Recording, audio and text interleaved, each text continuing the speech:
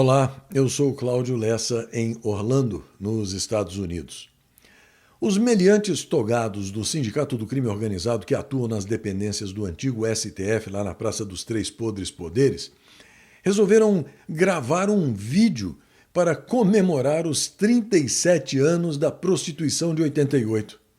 Claro que o CL News não exibe pornografia aqui, ainda mais praticada por essa gentalha. E afinal de contas, vamos e venhamos.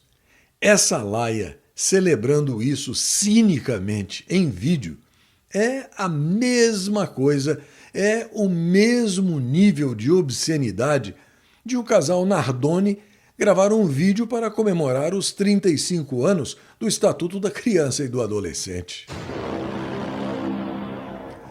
Hoje, 6 de outubro de 2025, é o dia do prefeito, o dia do tecnólogo, o dia mundial do habitat, o dia nacional do circulista e o dia mundial da paralisia cerebral.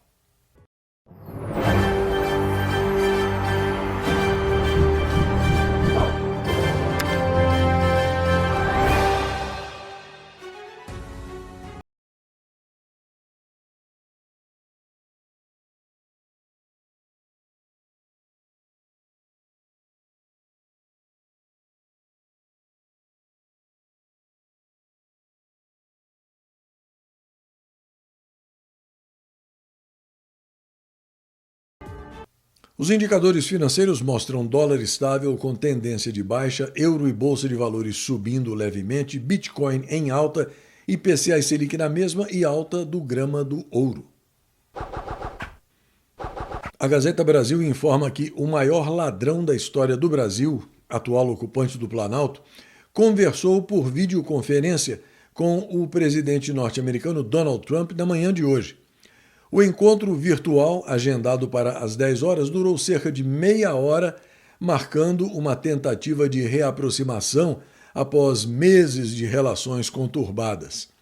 As seclas do desgoverno Petralha de ocupação estiveram no Palácio da Alvorada para acompanhar a reunião, incluindo o picolé de chuchu merendeiro e abortista Opus Dei, o energúmeno que finge atuar lá na fazenda, além de Maurinho Bobeira, o amarra-cachorro do verdadeiro chanceler, o Papa Smurf megalonanico.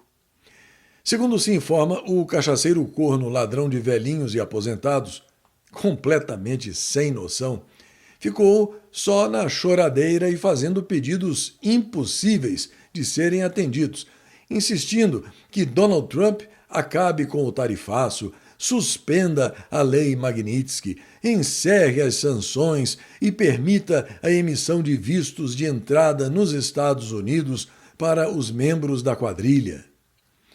Para dar seguimento às negociações sobre as tarifas e sanções, Donald Trump designou o secretário de Estado norte-americano Marco Rubio, o mais ideológico do governo e que odeia ditadores de esquerda, para dialogar com as pseudo-autoridades do Fazendão. A equipe brasileira escalada para as tratativas é a proverbial piada pronta.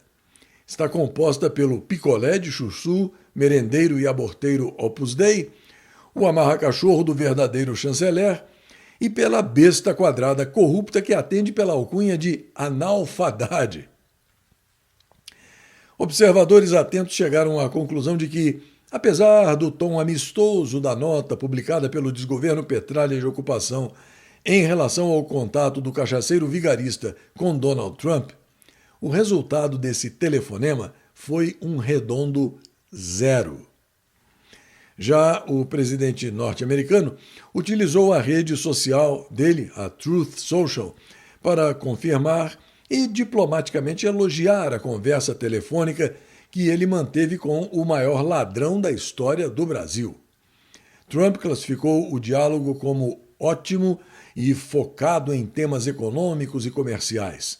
Trump disse que os dois terão novas oportunidades de conversar e se encontrarão em um futuro não muito distante, tanto no Brasil quanto nos Estados Unidos. Segundo se informa, o cachaceiro corno ladrão de velhinhos e aposentados sugeriu a cúpula da Associação de Nações do Sudeste Asiático, lá na Malásia, no final deste mês, como um possível local, e reiterou o convite para que Trump participe da COP30 em Belém, além de se colocar à disposição para viajar aos Estados Unidos. Você que acompanha o CL News há 5 anos sabe que eu sou apenas um noticiarista, um comentarista, um observador, um provocador bem-humorado de vez em quando, mas não passo disso.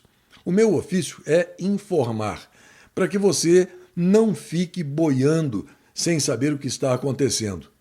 Eu não sou advogado, não estudei direito, mas a expressão chicaneiro sempre vem à minha mente quando eu vejo a imagem desse indivíduo aí da foto ao lado, um dos meliantes togados que atuam no Sindicato do Crime Organizado, montado nas dependências do antigo STF na Praça dos Três Podres Poderes. E com a imagem vem a notícia de que este sujeito participou em abril de 2024 do Fórum Jurídico Brasil de Ideias, realizado em Londres, com o patrocínio da British American Tobacco, gigante do setor de cigarros e interessada direta em uma ação que tramita no Sindicato do Crime Organizado sob relatoria do próprio indivíduo, chamado pejorativamente pelos asseclas dele de estagiário. Um detalhe chama a atenção. A British American Tobacco integra a Abifumo, entidade que trava no Sindicato do Crime uma batalha contra a Anvisa pela proibição de aditivos em cigarros. O estagiário, relator do caso, suspendeu as decisões de instâncias inferiores e segurou o julgamento no Sindicato do Crime. Enquanto isso, aceitou um convite para palestrar num evento bancado pela parte interessada. Será que a expressão chicaneiro se encaixa nessa situação? Bom, mas há também uma outra situação envolvendo esse mesmo estagiário. Ele recebe por mês depósitos de R$100 mil feitos pela mulher dele, Roberta Rangel, em uma conta operada por um assessor no Banco Mercantil, o que soma milhões de reais em créditos, sem uma explicação pública até hoje. Em 2019, o estagiário teria usado a posição dele no Sindicato do Crime Organizado para frear o avanço de investigações do COAF e da Receita Federal sobre a origem desses recursos. Ele suspendeu centenas de apurações baseadas em relatórios financeiros e determinou que nenhuma autoridade poderia usar dados do COAF sem autorização judicial, uma medida que, na prática, blindou não só o caso dele, mas dezenas de outros envolvendo movimentações suspeitas. Será que isso se encaixa na definição de chicaneiro?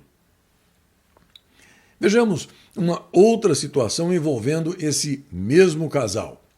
A mulher do estagiário embolsa R$120 mil por mês, segundo se informa, de uma entidade bancada com dinheiro público do 5G, sem licitação, sem transparência. Roberta Rangel, mulher do estagiário, foi contratada pela EAC, uma entidade privada criada com R$3 bilhões de operadoras para conectar escolas públicas e transformou o Fundo de Interesse Social em uma renda VIP de escritório de advocacia. O contrato soma R$1.440.000. Não se conhece um único relatório público entregue. Ninguém viu prestação de contas. E ninguém ousa questionar. Enfim, de acordo com o Google, o chicaneiro é um rábula, um advogado ou juiz desqualificado, advogado ou juiz incompetente, advogado ou juiz intrujão, advogado ou juiz não diplomado, advogado ou juiz pilantra, advogado ou juiz trapaceiro.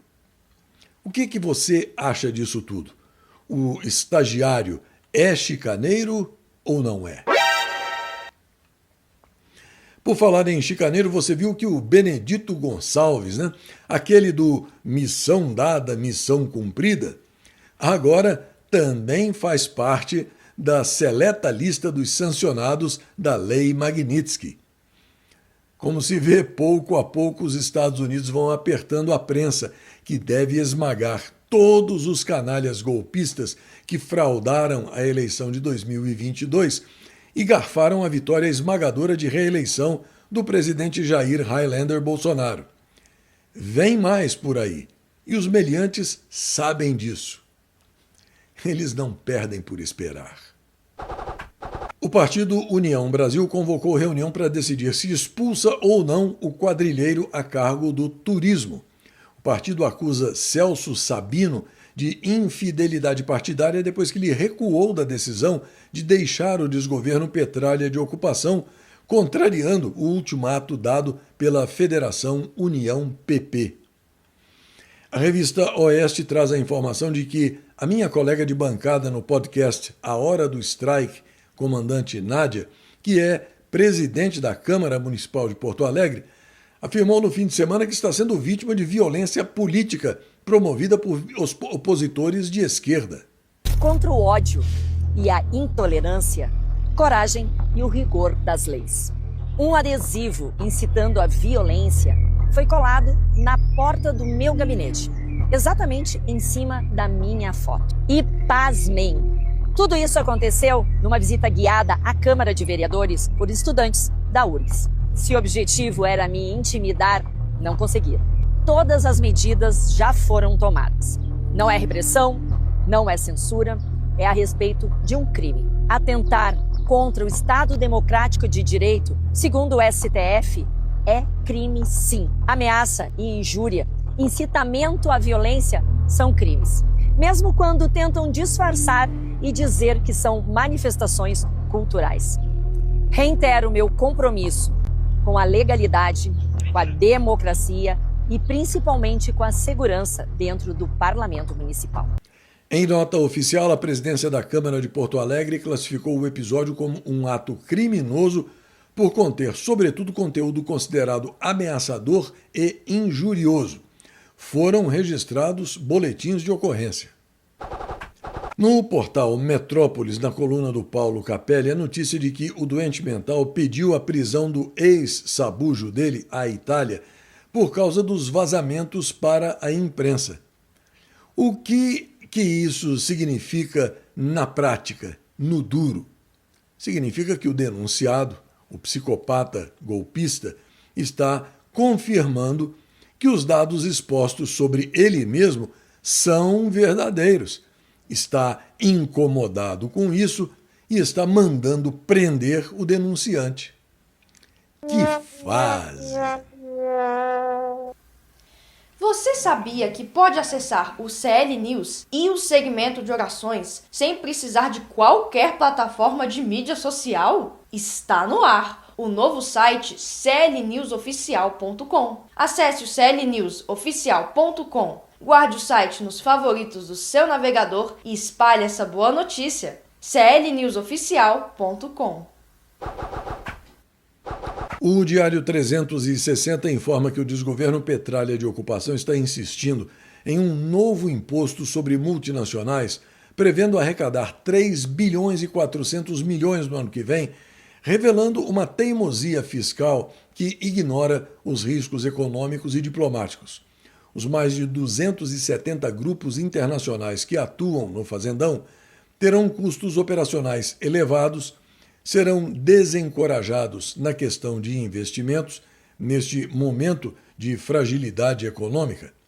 Para piorar, a insistência no tributo reacende atritos com os Estados Unidos, podendo agravar o déficit comercial e isolar o Fazendão nas negociações internacionais, a partir de uma política fiscal cada vez mais isolacionista e contraproducente.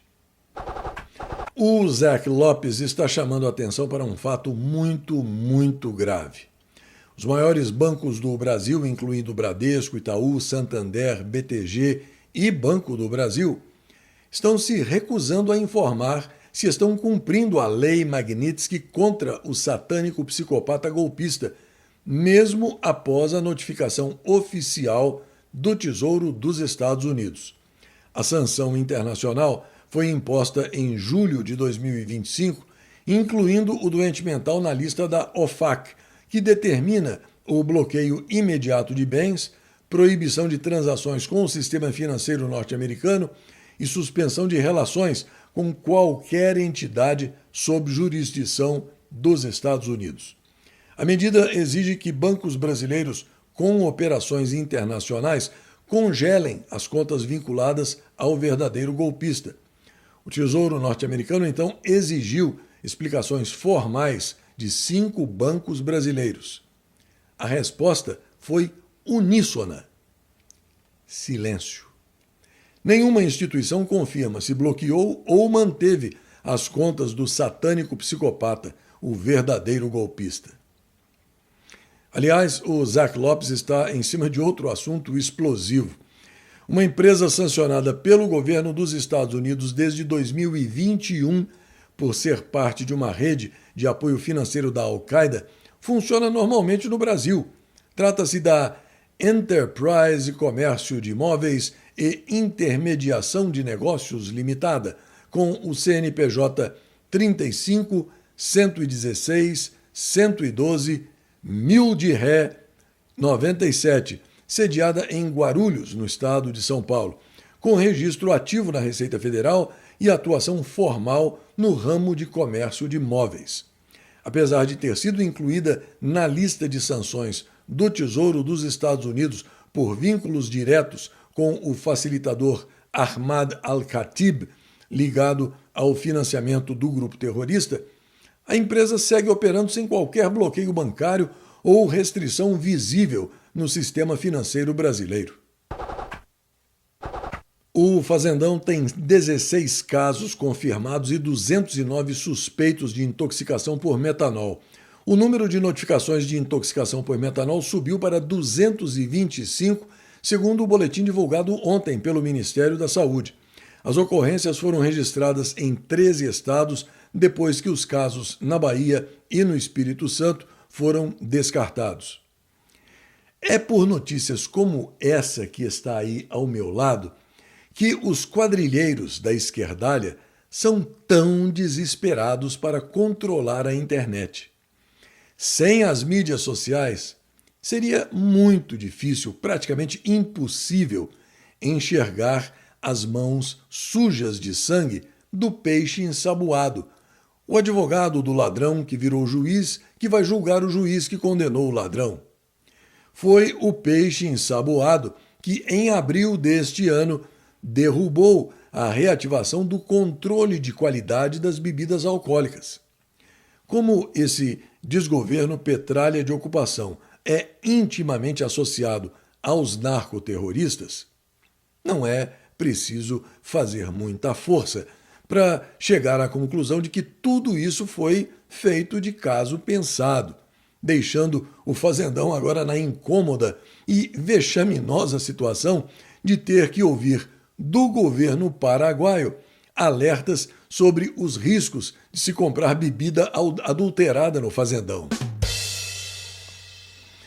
Como se sabe, o PCC hoje é uma instituição de Estado no Fazendão. Os narcoterroristas não controlam só cadeias, controlam postos de gasolina. O gráfico, por exemplo, mostra que o PCC é a 5ª força de distribuição de combustível no Fazendão e até a distribuição de bebidas. O PCC é tão soberano que o mesmo metanol que ele importa pelo porto de Paranaguá para batizar a gasolina acabou sendo despejado também nas bebidas alcoólicas clandestinas. Só que o pessoal errou a dose, né? E o resultado foi esse desastre pelo Brasil afora. Mas calma, nada de pânico. A facção narcoterrorista logo vai aprender a dosagem certa desse veneno. Aí o brasileiro poderá voltar a brindar feliz com a sua caipirinha adulterada em plena paz e harmonia. Afinal de contas, soberania é isso.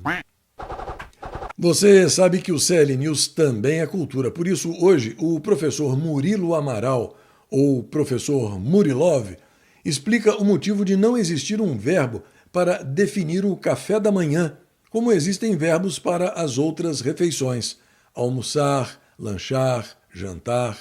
Na verdade, o café da manhã tem um verbo sim, e o verbo dele é almoçar.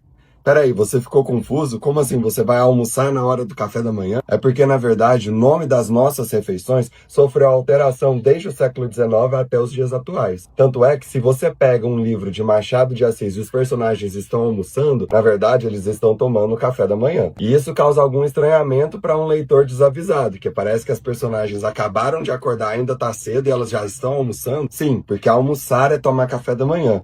Jantar é o que a gente chama de almoçar. No século XIX, todas as refeições tinham um verbo adequado. Na ordem, almoçar, jantar, merendar e ceiar. Só que tudo isso mudou quando no final do século XIX, principalmente para início do século XX, a economia do Brasil estava baseada na exportação de café. Então, em vez de você almoçar e merendar, você tomava o café da manhã e o café da tarde. Só que inicialmente isso não era uma refeição, era só um momento para você tomar aquela bebida, que poderia vir acompanhada do almoço ou da merenda. Só que com o tempo, o café da manhã como refeição tomou o lugar do almoço, que tomou o lugar do jantar, que tomou o lugar da ceia. Sim, todas as nossas refeições mudaram de nome desde o século XIX até hoje.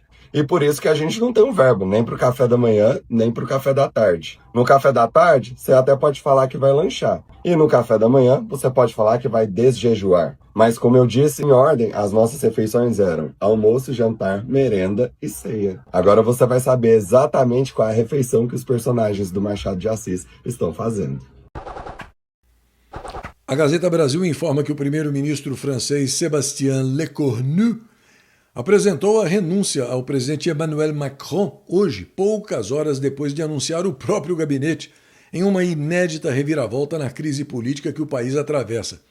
Em um breve comunicado, o Palácio do Eliseu indicou que Macron aceitou a demissão de Lecornu, que quebrou o recorde ficando menos de um mês no cargo. A renúncia ocorreu apenas 13 horas após Macron anunciar a composição do governo, no qual Lecornu vinha trabalhando desde a nomeação dele no dia 9 de setembro, depois da queda do antecessor, François Bayrou. Por trás dessa renúncia está a pressão de um dos próprios componentes do gabinete, o Partido Conservador, os Republicanos, que ameaçou abandonar o executivo, o que tornaria impossível a continuidade de Lecornu, já que ele não contava com maioria parlamentar. Durante o fim de semana, o partido que governa o Japão escolheu Sanae Takaichi como líder, abrindo caminho para que ela se torne a primeira mulher a ocupar o cargo de primeiro-ministro naquele país. Sanae Takaichi é uma conservadora e membro da maior organização nacionalista do Japão, a Nippon Kaigi. Ela é contra a imigração ilegal e legal e cita os riscos culturais e de segurança para isso, além de querer regras bastante estritas para os vistos de entrada no Japão para conter o turismo excessivo. Ela acredita que a imigração para o Japão possa desestabilizar a sociedade japonesa, argumentando que o Japão deveria se manter Japão. Sanae Takaichi teve Shinzo Abe como mentor e ela perpetua o legado dele. No fim das contas, tudo indica que o Japão apertou o Ctrl Z no teclado da cultura woke.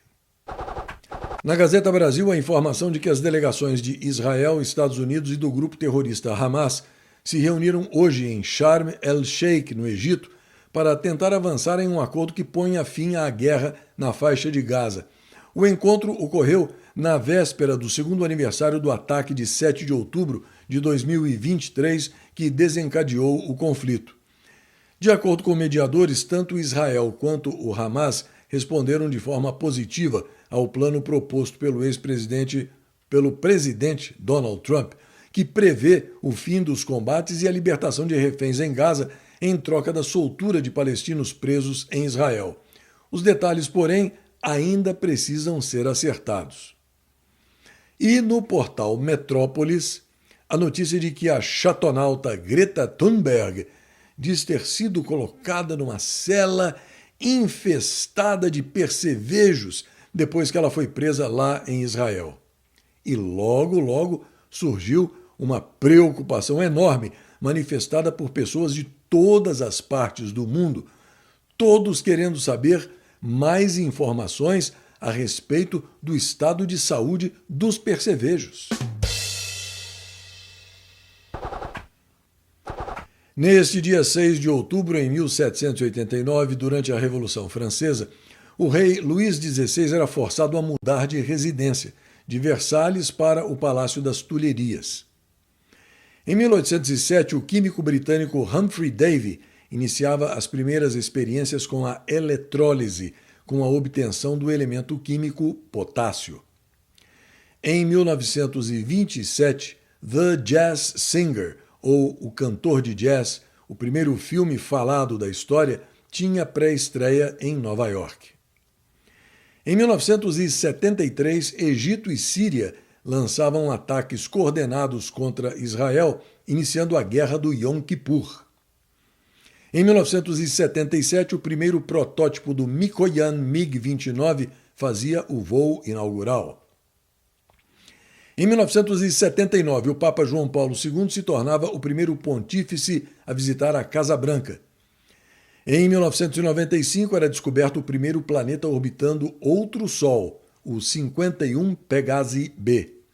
E em 2010, era criado o Instagram, um aplicativo tradicional de compartilhamento de fotos. Esta edição do CL News está quase terminando, mas eu aproveito para agradecer a você, dessa grande família que me recebe na sua casa, que prestigia esse meu NetJornal, e dizer que eu leio todas as mensagens, embora eu nem sempre consiga responder individualmente por causa do acúmulo de trabalho, agora que eu faço tudo sozinho. Mas eu peço também para que você acesse e guarde o meu site clnewsoficial.com nos favoritos do seu navegador. Por favor, fale sobre o site com todos que você conhece, para que esse jornal, isento, objetivo, sem manipulação, nem mimimi, mas com um toque de humor, também possa chegar até eles. E aqui vai um forte abraço para o Enoque Cavalcante Santos, para o César Batista Regis, Juarez Moreira, lá do Paraná, Lisete Maria Weindel Giacomelli, Marcos Zelinski, Paulo Roberto Teixeira Leite, Vânia Maria Frasato, Luiz Gomes Duarte, Valéria Caliani Decton, Rani Rios e para o Clodomir Barbosa Martins, o Sargento Corró. Ah, e mais uma coisinha. Pode ter certeza de que agora essa encrenca do metanol é muito grave. Está afetando até mesmo o cachaceiro, o corno ladrão de velhinhos e aposentados. A notícia do Terra Brasil diz que, segundo o escravagista Alexandre Quadrilha, o pudim de pinga e maior ladrão da história do Brasil está preocupado com o metanol na bebida. Bom, mas eu já resolvi o problema. A partir de hoje, eu só bebo se o dono do bar tomar o primeiro gole. Até a próxima.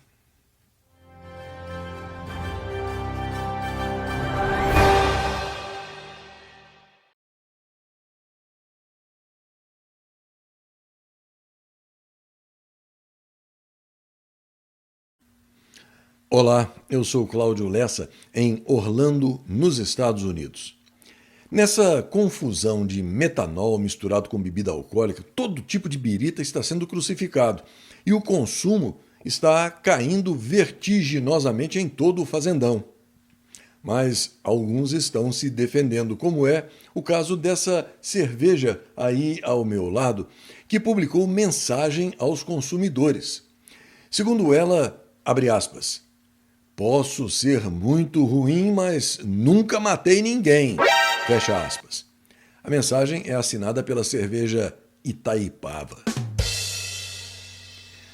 Hoje, 7 de outubro de 2025, é o Dia Mundial do Algodão, o Dia do Compositor Brasileiro e o Dia Mundial do Trabalho Decente.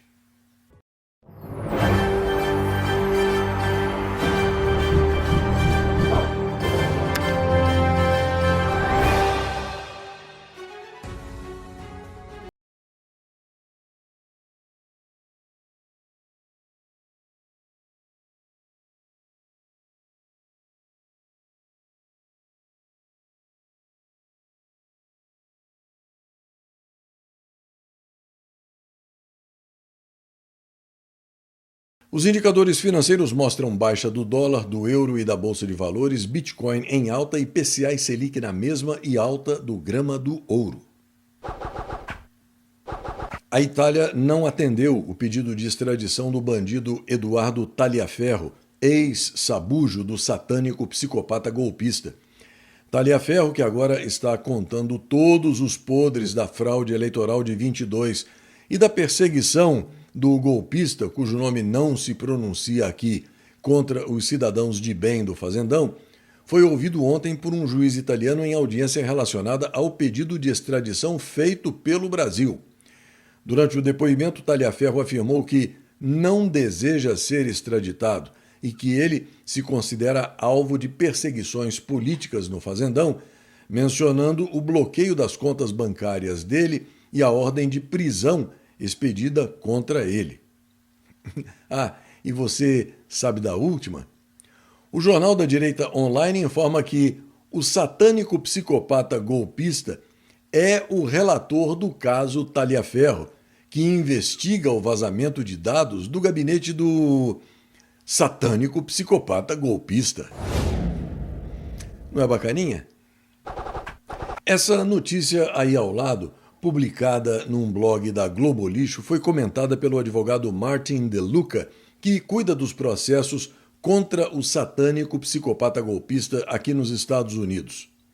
Martin De Luca disse que, depois de meses de enrolação, o tribunal brasileiro responsável pela entrega da intimação ao satânico psicopata golpista, no caso Rumble, agora direcionou a solicitação do Rumble para intimar o psicopata com o processo na Flórida para o gabinete do venéreo Procurador-Geral da República, sob segredo de justiça, para que ele decida que posição tomar. Isto significa que o sistema brasileiro agora está debatendo se o psicopata pode mesmo ser intimado por estar sendo processado por um crime de censura, algo que deveria ser automático, de acordo com a Convenção de Haia. Enquanto qualquer cidadão recebe uma intimação em poucos dias, o satânico psicopata golpista goza de tratamento especial e de várias camadas de proteção burocrática. O processo tem sido enterrado silenciosamente debaixo de ordens confidenciais, como se o devido processo, em si mesmo, fosse um segredo de Estado. Blindar o psicopata de receber uma intimação apenas prova exatamente o motivo desse caso existir, em primeiro lugar. Durante o fim de semana, o Mário Naufal fez uma reflexão sobre o que está acontecendo na política que eu compartilho com você. Já reparou que os líderes populistas subitamente são atingidos por um tsunami de acusações e de interferência judicial logo depois de tomarem impulso? Isso não é justiça, é estratégia.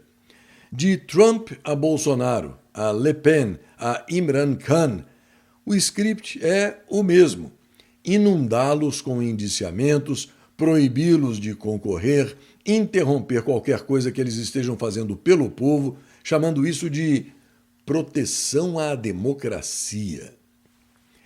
Em lugares como o Brasil e o Paquistão, os juízes atuam como assassinos políticos de aluguel. Eles prendem os críticos, proíbem a oposição e até bloqueiam as eleições. Tudo isso enquanto agitam a bandeira da justiça. As coisas não são muito diferentes nos outros países. Trump foi perseguido, Le Pen foi proibida de concorrer e Gheorghiu foi eleito, mas não pôde assumir o cargo no governo. Isso não é sobre a lei. Isso é sobre poder. Quando as eleições não têm o resultado que as elites querem, elas apenas mudam as regras e dizem que foi tudo determinado pelos tribunais. Esta é a estratégia calculada que os globalistas e os corruptos governantes descobriram para se agarrar ao poder e ignorar a vontade do povo. Eles armam o judiciário para marginalizar os opositores porque não conseguem vencer nas urnas. E por falar na incompetência dessa quadrilha esquerdoide em vencer eleições de maneira honesta, limpa, sem esquemas, sem fraude, surgiu uma dúvida. Quem é o verdadeiro presidente da República atualmente no Fazendão? Um amigo netespectador foi pedir ajuda à inteligência artificial do Google e o que ele recebeu parece ter sido uma confissão de fraude. Confira. Sou desenvolvedor de software e eu estava testando uma ferramenta do Google, que é o Google AI Studio, para você trabalhar com inteligência artificial generativa. E eu fiz uma seguinte pergunta para ele: gere uma imagem ultra realista do presidente brasileiro bebendo. Eu esperava que ele me mandasse uma foto do Lula. Aí ele me gera esta foto aqui. Com certeza aqui está uma imagem hiperrealista do presidente brasileiro bebendo. A despeito do bigodinho que está aqui, esse cara é o Bolsonaro. Aí eu peguei e insisti: quem é o presidente brasileiro? Falou: o atual presidente brasileiro é o Lula. Aí falei: refaça a imagem ultra realista do atual presidente brasileiro bebendo. Ele falou: com certeza, e manteve o Bolsonaro aqui. Aí eu insisti. Falei: mas esse da foto não é o Lula, esse é o Bolsonaro. Afinal, quem que é o presidente do Brasil? Aí ele falou: você está absolutamente certo, é o Lula. Aí só depois disso é que ele botou a cara do cachaceiro aqui. Ou seja, o Google está dizendo que realmente houve fraude nas eleições? É isso mesmo? Pode isso, Arnaldo? Você já está vendo o CL News e o segmento de orações no site clnewsoficial.com? Então, deixe seu comentário sobre as informações que você acabou de receber. Clique no título do CL News, que está na cor azul, e o espaço para você fazer seu comentário estará aberto. Comente, dê sugestões, elogie, critique. O espaço é seu. clnewsoficial.com. A indústria no Brasil apresenta o pior desempenho em mais de 2 anos. Um levantamento da SIP Global destaca a redução da demanda. O índice de gerentes de compras da indústria brasileira recuou dos 47,7 pontos em agosto para 46,5 pontos em setembro. O valor de 50 pontos é considerado o limite entre a expansão e a contração. Os resultados acima de 50 pontos significam um crescimento da atividade, enquanto números abaixo representam retração. Enquanto isso, as ações da Embraer avançaram mais de 2% com uma nova encomenda de aeronaves feitas por um país da OTAN. A Embraer vendeu 4 aviões C-390 Millennium para a Suécia, em contrato com opção para a aquisição de mais 7 aviões. A revista Oeste informa que Wall Street está preocupada com o protagonismo político do secretário de Estado norte-americano, que pode prejudicar um acordo com a quadrilha petralha do maior ladrão da história do Brasil. Os agentes financeiros e representantes dos bancos norte-americanos acreditam que a presença de Marco Rubio à frente das conversas representa um cenário menos favorável para o fazendão. Um executivo do setor, inclusive, afirmou ao portal Broadcast, sob anonimato, que, abre aspas, parece que o Brasil não obteve nada com essa ligação, apenas palavras bonitas e platitudes. Fecha aspas. O problema, como se sabe, é que Marco Rubio sabe perfeitamente bem qual é a marca dessa quadrilha disfarçada de partido político que fraudou criminosamente a eleição de 22. Marco Rubio está perfeitamente ciente de que estará tratando com o lixo humano, com a escória da humanidade, com defensores de criminosos e terroristas, assim como ficou claro nesta nota que está aí ao meu lado, divulgada logo após o telefonema com o presidente Donald Trump e que diz o seguinte, abre aspas, o Estado de Israel violou as leis internacionais ao interceptar os integrantes da flotilha global Sumud, entre eles cidadãos brasileiros fora de seu mar territorial, e segue cometendo violações ao mantê-los detidos em seu país. Desde a primeira hora, dei o comando ao nosso Ministério das Relações Exteriores para que preste todo o auxílio para garantir a integridade dos nossos compatriotas e use todas as ferramentas diplomáticas e legais junto ao Estado de Israel para que essa situação absurda se encerre o quanto antes e possibilite aos integrantes brasileiros da flotilha regressarem ao nosso país em plena segurança. Fecha aspas. Agora eu quero fazer um pequeno comentário, dar uma resposta à netespectadora Ana Braga, que me enviou mensagem a respeito de um vídeo que eu publiquei aqui há alguns dias atrás sobre o domínio do crime organizado, mais especificamente do narcotráfico ou narcoterrorismo, nas praias do Nordeste. A Ana diz que se mudou para a Praia da Pipa em 2014, depois de morar em São Paulo durante 54 anos, e que o que foi dito aqui no CL News não é verdade, porque, segundo ela, infelizmente o tráfico protege o público melhor que o Estado, porque não quer confusão que atrapalhe os negócios. A Ana diz que eu deveria estar criticando o poder público e o Sindicato do Crime Organizado, antigamente chamado de STF, que solta traficante com toneladas de cocaína.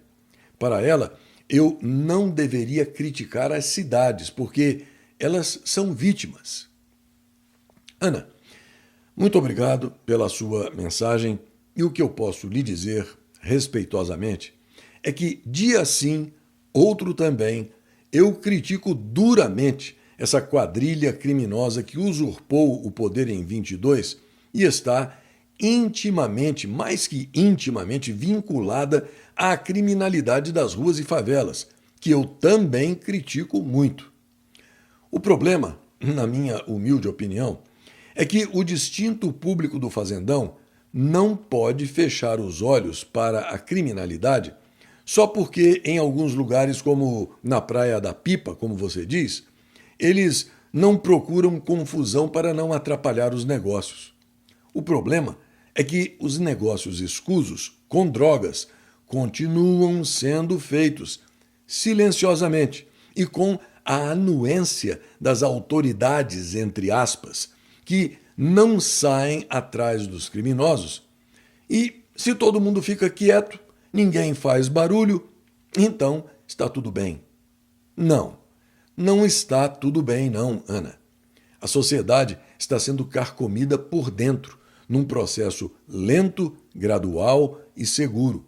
E não vai demorar muito para que os cidadãos de bem da Praia da Pipa, assim como de outras belíssimas localidades do Nordeste brasileiro, sejam prejudicadas e sacrificadas por causa disso. Mais uma vez, muito obrigado pela mensagem e um forte abraço. O Nobel de Medicina 2025 premiou 3 pesquisadores do sistema imunológico. Os cientistas norte-americanos Mary Brunko e Fred Ramsdell, além do japonês Shimon Sakaguchi, foram laureados pelas descobertas sobre a tolerância imunológica periférica, abrindo caminho para novas formas de tratamento de doenças autoimunes e do câncer. Um sujeito chamado Kevin McKernan fez o que ninguém no sistema quer que você saiba. Ele, que é esse que está dando essa entrevista aí ao meu lado, rastreou os destinos de quem foi inoculado com a fraude genocida montada para combater a chamada peste chinesa. Mas ele adverte, as evidências estão desaparecendo. Kevin foi atrás, por exemplo, de um paciente que tomou 4 doses da Pfizer. Um ano depois, câncer de cólon. 3 biópsias, 2 em vida, uma depois de morto, 30 dias após o diagnóstico. O que foi encontrado? Sequências da Pfizer. Não eram resquícios, não eram traços, mas longas sequências. E agora? Agora, a corrida é para esconder, silenciar, apagar. Porque, se essa história se confirma, não é apenas efeito colateral. É um sistema inteiro marcado com o carimbo da mentira. Enquanto os criminosos genocidas empurram narrativas, as evidências vão sumindo. Mas a verdade tem um hábito bastante incômodo. Sempre deixa rastro. No vídeo, ele pede que as pessoas procurem sempre guardar as lâminas dos exames de câncer, especialmente se algum membro da família fica doente inesperadamente, para que os estudiosos possam verificar se há sequências da inoculação fraudulenta. O que está acontecendo é que muitas dessas biópsias estão indo parar no lixo e as evidências estão desaparecendo. É muito importante reter essas biópsias e essas lâminas para que se possa determinar a relação direta da inoculação fraudulenta com o câncer. A Gazeta Brasil traz uma notícia que explica por si só por que Israel está coberto de razão ao querer eliminar fisicamente, radicalmente, de uma vez por todas, essa corja terrorista do Hamas. Mesmo em meio a negociações de paz, o grupo terrorista elogiou o ataque de 7 de outubro de 2023 como sendo um dia glorioso de sucesso neste segundo aniversário do massacre. Bandido bom é bandido morto. Terrorista bom é terrorista morto. Corrupto bom é corrupto morto. Um aliado do presidente argentino Javier Milei renunciou a um cargo numa comissão e à candidatura dele depois de uma denúncia de ligação dele com o narcotráfico. O deputado José Luis Espert, aliado do presidente da Argentina, renunciou ao cargo na Comissão de Orçamento da Câmara e isso ocorreu um dia depois de o congressista ter anunciado que não tentará a reeleição nas eleições legislativas nacionais de 26 de outubro. Na encrenca com a Venezuela, segundo a Gazeta Brasil, o presidente Donald Trump encerrou as relações diplomáticas com o regime do podre ditador narcoterrorista Nicolás Maduro e aumentou a pressão militar sobre os venezuelanos. E nas tratativas com o fazendão, como você pode ver aí na imagem ao lado, o presidente norte-americano relê um livro que ele mesmo escreveu há vários anos para se manter afiado nessa missão. As notícias são conflitantes em relação ao valor do prejuízo, mas o certo é que o prejuízo é monumental. A Desiree Rugani informa que a Netflix perdeu 15 bilhões de dólares em valor de mercado depois que Elon Musk resolveu cancelar a própria assinatura e liderar um boicote contra o streaming. Quem lacra, não lucra, arremata a Desiree. Já o Inevitable West afirma que a Netflix perdeu mais de 25 bilhões de dólares em valor de mercado desde que Elon Musk denunciou a empresa por estar empurrando ideologia radical de transformação sexual em cima de crianças. Como diz o West, eles fizeram caca e agora estão sentindo as consequências. Neste dia 7 de outubro, em 3761 a.C., era o primeiro dia da Era Judaica. Em 1727 era fundada a cidade de Pirenópolis, no estado de Goiás. Em 1864, durante a Guerra Civil Americana, o navio da Marinha norte-americana USS Wachusett capturava um navio da Confederação CSS Flórida no porto de Salvador. Em 1882 era fundada a cidade de Varginha, no estado de Minas Gerais. Em 1913, a Ford Motor Company introduzia a primeira linha de montagem de veículos em movimento. Em 1919, era fundada a KLM, nos Países Baixos. A holandesa KLM é a companhia aérea mais antiga do mundo operando com o nome original. Em 1933, era inaugurada a Air France, formada por uma fusão de 5 companhias aéreas francesas.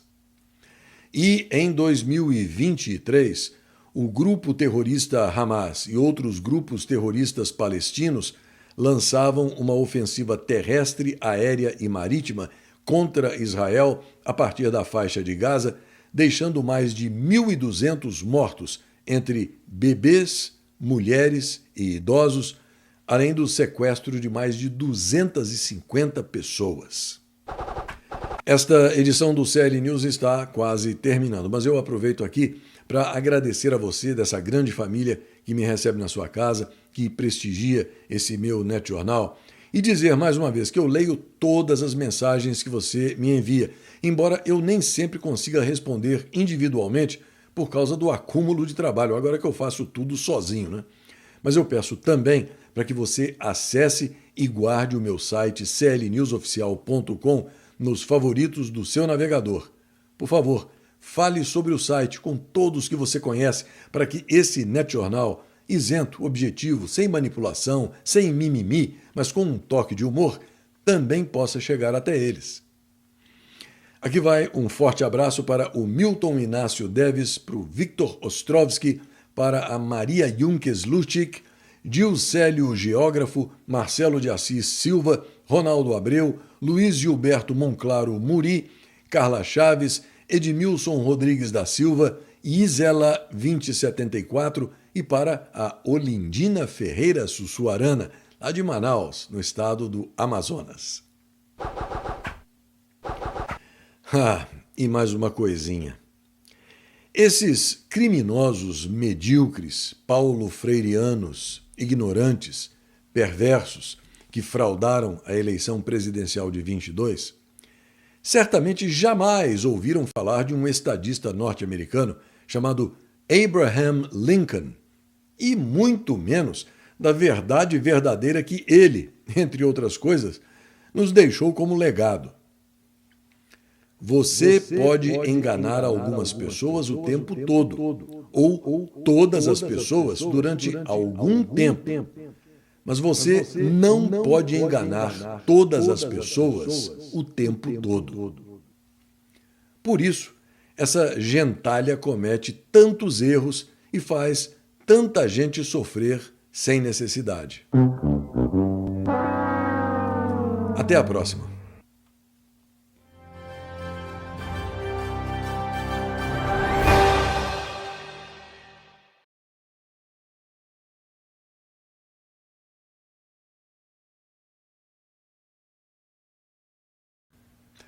Olá, eu sou Cláudio Lessa, em Orlando, nos Estados Unidos, cada vez mais preocupado com a ousadia dos criminosos que tentam vender destilados misturados com metanol. Outro dia mesmo me ofereceram essa garrafa de uísque aí e eu achei melhor não arriscar.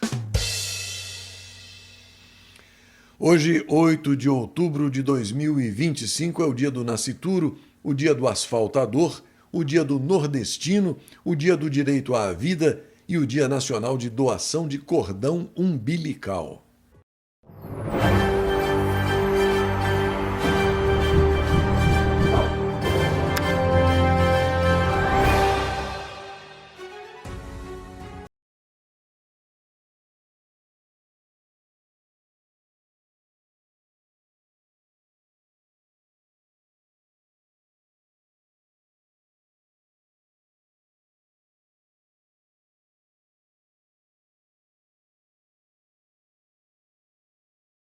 Os indicadores financeiros mostram dólar e euro subindo, bolsa de valores e Bitcoin baixando, IPCA e Selic na mesma e alta do grama do ouro. O Diário 360 traz a informação de que o desgoverno Petralha de ocupação não se preocupa absolutamente em cutucar a Magnitsky com vara curta, e autorizou a atracação de um navio iraniano sancionado pela OFAC, a Agência Norte-Americana de Controle de Ativos Estrangeiros, no porto de Imbituba, em Santa Catarina, ignorando os riscos de retaliação econômica dos Estados Unidos. O cargueiro Del Ruba, alvo de sanções do OFAC, chegou ao terminal portuário de Santa Catarina com 60 mil toneladas de ureia da Pardis Petrochemical, uma empresa acusada de financiar a Guarda Revolucionária do Irã. A decisão controversa e irresponsável mesmo, que envolve o descarregamento de ureia e o carregamento de milho brasileiro, expõe a fragilidade da política externa brasileira, priorizando laços com regimes autoritários como o do Irã, em detrimento de alianças estratégicas com Washington. Especialistas alertam que tal concessão pode congelar os ativos da Petrobras aqui nos Estados Unidos, gerando prejuízos bilionários e isolando o Brasil no comércio mundial, num momento em que o fazendão já enfrenta instabilidade econômica. A manobra do maior ladrão da história do Brasil revela uma postura ideológica que flerta perigosamente com nações sob o embargo internacional, desrespeitando resoluções da ONU e enfraquecendo a credibilidade diplomática do Brasil. Enquanto os exportadores locais celebram o negócio de curto prazo, o episódio reforça a imagem de um vigarista que sacrifica interesses nacionais por agendas anti-americanas, potencializando sanções secundárias que poderiam elevar os preços de combustíveis e fertilizantes para o consumidor brasileiro. Essa ousadia, vinda de um embusteiro batedor de carteira que prometia equilíbrio nas relações exteriores, apenas aprofunda a polarização geopolítica e compromete o futuro das exportações agrícolas, pilar da economia nacional. Mais uma picaretagem está sendo feita pelo desgoverno Petralha de ocupação com o dinheiro do trabalhador, que é recolhido compulsoriamente e tem um rendimento muito abaixo do mercado, além de ser um valor que ele não pode sacar quando quiser para investir ou utilizar da maneira que bem entender. Esse dinheiro do FGTS terá novas regras para o chamado saque aniversário a partir de novembro. Os ajustes aprovados pelo Conselho Curador restringem ainda mais as operações e os valores de antecipação para garantir que um montante em torno de 84 bilhões e 600 milhões de reais permaneçam congelados nas contas dos trabalhadores até 2030. O Tribunal de Contas da União apontou falhas graves, ou delírios, se você preferir, nas previsões de arrecadação da Receita e está alertando o desgoverno Petralha de ocupação. Segundo o tribunal, o governo superestimou estratosfericamente as receitas com o retorno do voto de qualidade no CARF, o Conselho Administrativo de Recursos Fiscais, mecanismo que permite desempatar julgamentos em favor da União em disputas tributárias. A expectativa dos picaretas sem noção era arrecadar 54 bilhões e 700 milhões de reais. Mas o resultado real ficou em apenas 307 milhões e 800 mil reais, ou seja, o equivalente a 0,5% do previsto. Por falar nisso, o Banco Mundial prevê desaceleração do PIB do fazendão em 2025 e 2026, na contramão da América Latina. A redução é atribuída à política monetária restritiva e a um apoio fiscal limitado que pesam sobre investimento e consumo. Por outro lado, o órgão aponta que a Argentina deverá ver um crescimento, tendo forte aceleração. O Diário 360 informa que o desgoverno Petralha de ocupação mergulhou o fazendão em uma crise financeira sem precedentes. Dados alarmantes da pesquisa de endividamento e inadimplência do consumidor revelam a inadimplência familiar explodindo para 30,5% das famílias em agosto de 2025, o patamar mais alto desde 2010. Essa escalada vertiginosa reflete o fracasso petralha absoluto na política econômica, que prioriza gastos irresponsáveis e assistencialismo em detrimento de reformas estruturais, deixando milhões de brasileiros sufocados por dívidas impagáveis em meio a juros exorbitantes e uma inflação persistente. Enquanto o maior ladrão da história do Brasil posa de salvador social, as famílias de baixa renda, especialmente mulheres e trabalhadores informais, são as principais vítimas desse colapso, vendo os orçamentos evaporarem com carnês de lojas e cartões de crédito que viraram armadilhas inescapáveis. A estagnação do endividamento geral em torno de 78% das residências, combinada ao recorde de 12,7% das famílias declarando incapacidade total de quitação, pinta um quadro sombrio de desespero econômico sob o desgoverno Petralha, onde a Selic elevada e a falta de crescimento real corroem qualquer esperança de recuperação. Os analistas alertam que essa bomba relógio, impulsionada pela herança de descontrole fiscal, pode arrastar o fazendão para uma recessão profunda em 2026, com o varejo já sentindo os impactos de um consumo paralisado. O Diário 360 lembra que o que era prometido como prosperidade inclusiva virou um pesadelo coletivo, expondo a incompetência crônica de quem quer que seja e esteja lá ocupando o Planalto em gerir a economia e condenando gerações a um ciclo vicioso de pobreza e endividamento. Mas você sabe, tudo isso não é só incompetência gerencial ou administrativa, nada disso. Tudo isso tem método. É assim que eles arrastam uma nação inteira para o comunismo, democratizando a miséria. Você já está vendo o CL News e o segmento de orações no site clnewsoficial.com? Então, deixe seu comentário sobre as informações que você acabou de receber. Clique no título do CL News, que está na cor azul, e o espaço para você fazer seu comentário estará aberto. Comente, dê sugestões, elogie, critique. O espaço é seu. clnewsoficial.com. No Senado, a relatora deu parecer favorável ao homeschooling, ou educação domiciliar. A senadora professora Dorinha Seabra destacou que o homeschooling, ou educação domiciliar, constitui reivindicação de famílias que preferem assegurar a instrução das crianças e adolescentes sem frequência a escolas. Para ela, muitas dessas famílias rejeitam a educação escolar por causa das convicções religiosas e políticas. O vídeo que você vai ver agora é impressionante e mostra o alcance da educação paulo-freireana no Fazendão. O incidente ocorreu no Centro Histórico de Porto Alegre. Visto pelo lado de fora, o que acontece é isso.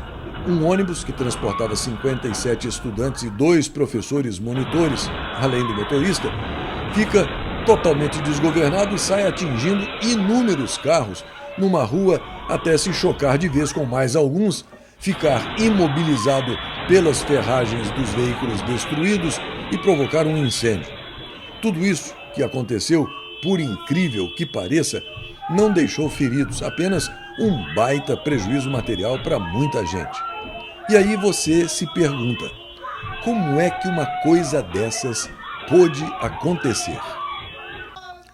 Uma gravação de vídeo feita dentro do ônibus, exatamente no momento em que toda essa encrenca ocorria, revela o motivo.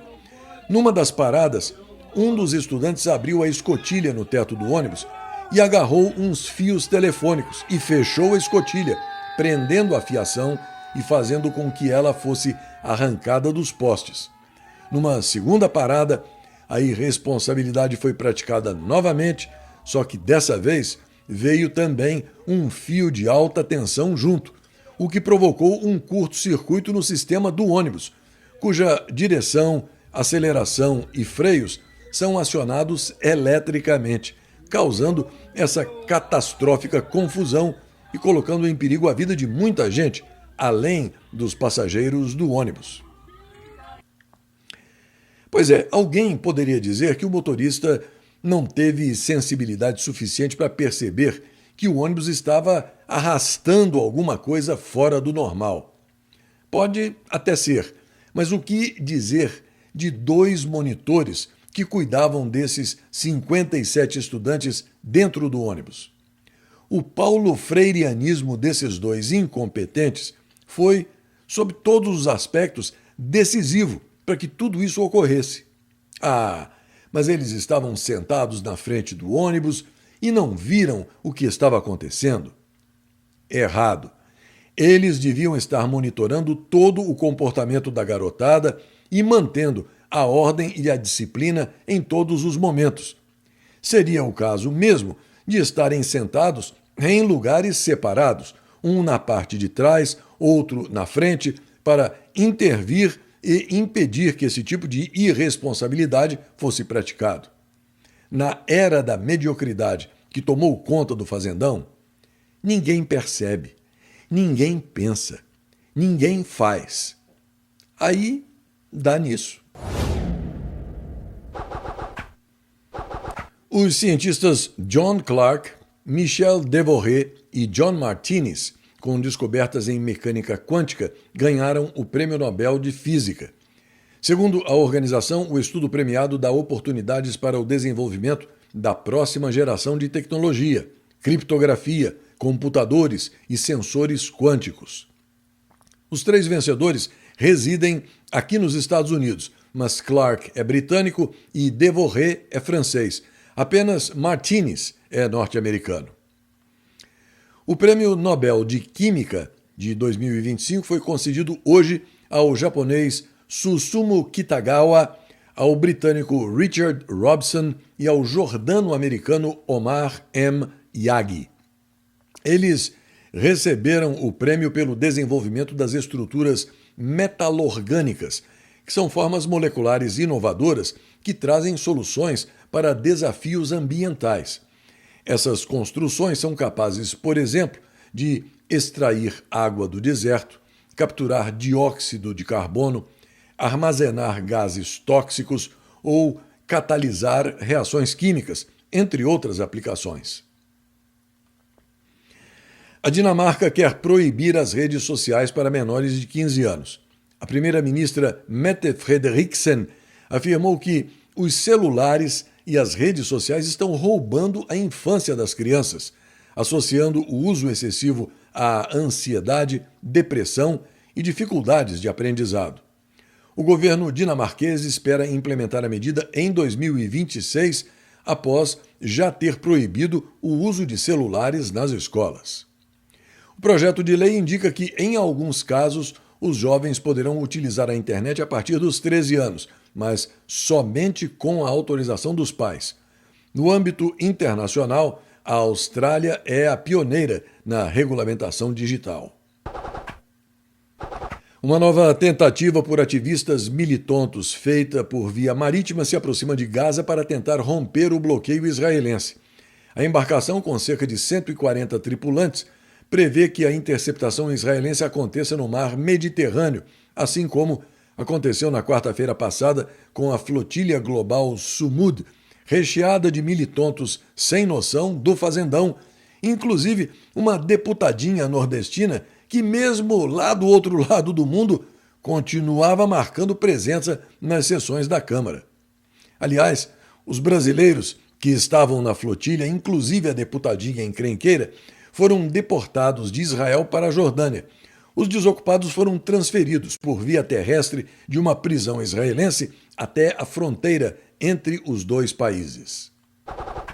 A minha xará Cláudia Wild conta na plataforma X que essa mulher aí da foto se chama Iris Stalzer e é uma prefeita esquerdoide recém-eleita da cidade alemã de Herdecke. Ela teve a parte superior do corpo dilacerada por mais de 10 facadas, foi levada ao hospital por um helicóptero e continua em estado crítico.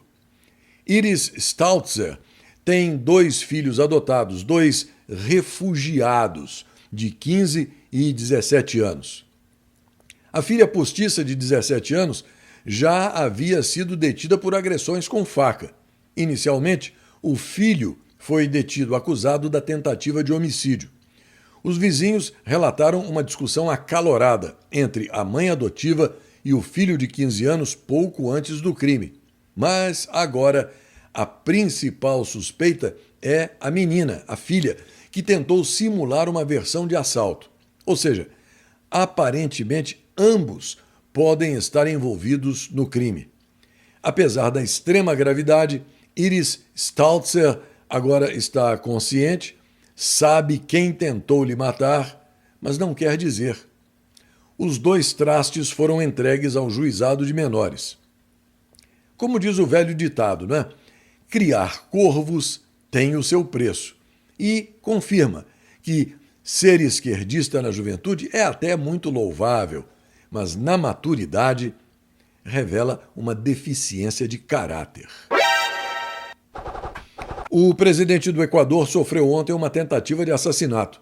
A comitiva do presidente Daniel Noboa foi atacada por cerca de 50 pessoas que deixaram o veículo onde ele estava todo marcado por pedradas, além de furos provocados por disparos de arma de fogo. A ministra da Energia equatoriana informou que Daniel Noboa passa bem e que não foi ferido e que os serviços de inteligência do Equador já previam problemas nessa viagem do presidente ao interior do país. 5 pessoas foram presas. O Papa Leão XIV fará a primeira viagem internacional dele para a Turquia e o Líbano, segundo o Vaticano. As primeiras viagens de um novo pontífice geralmente são vistas como uma indicação das questões que ele deseja destacar. Neste dia 8 de outubro, em 1871, ocorria o Grande Incêndio de Chicago. Em 1939, durante a Segunda Guerra Mundial, a Alemanha anexava a Polônia Ocidental. Em 1967, o guerrilheiro comunista Che Guevara e seus asseclas eram capturados na Bolívia.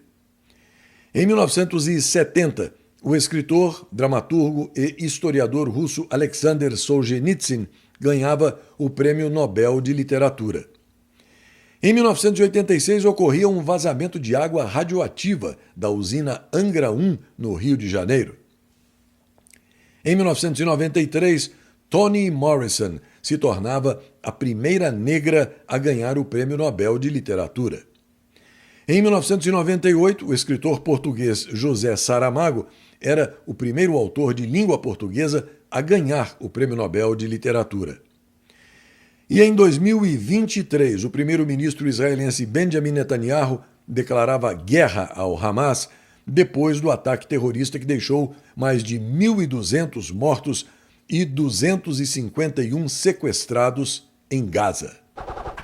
Esta edição do CL News está quase terminando, mas eu aproveito para agradecer a você, dessa grande família que me recebe na sua casa, que prestigia esse meu NetJornal, e dizer que eu leio todas as mensagens que me são enviadas, embora eu nem sempre consiga responder individualmente por causa do acúmulo de trabalho, agora que eu faço tudo sozinho.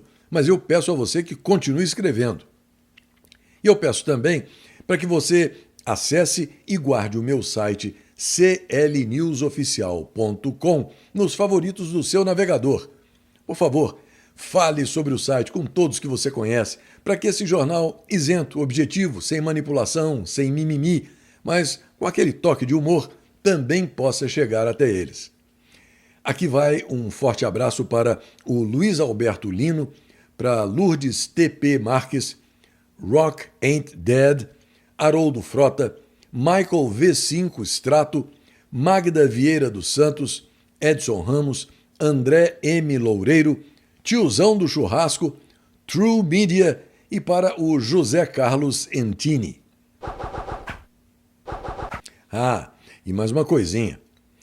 Essa figura da foto aí muito antiga, ao meu lado, é Albert Einstein, grande figura, de mente muito brilhante. Certa vez ele disse que convém evitar 3 acidentes geométricos na vida: círculos viciosos, triângulos amorosos e bestas quadradas. Até a próxima.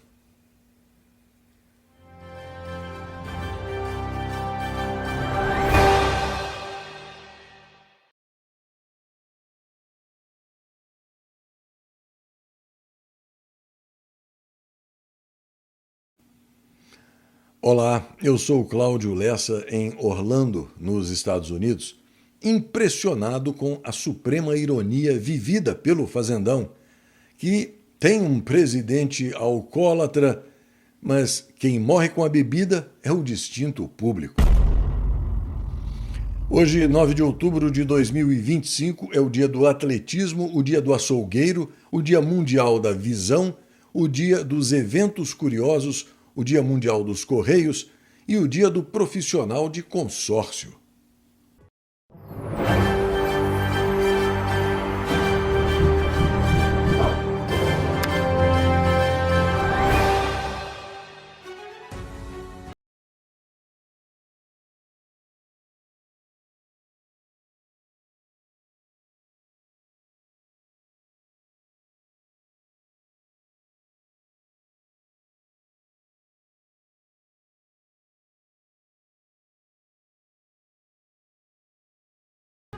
Os indicadores financeiros mostram baixa do dólar e do euro, alta da Bolsa de Valores e do Bitcoin, IPCA e Selic na mesma e alta do grama do ouro.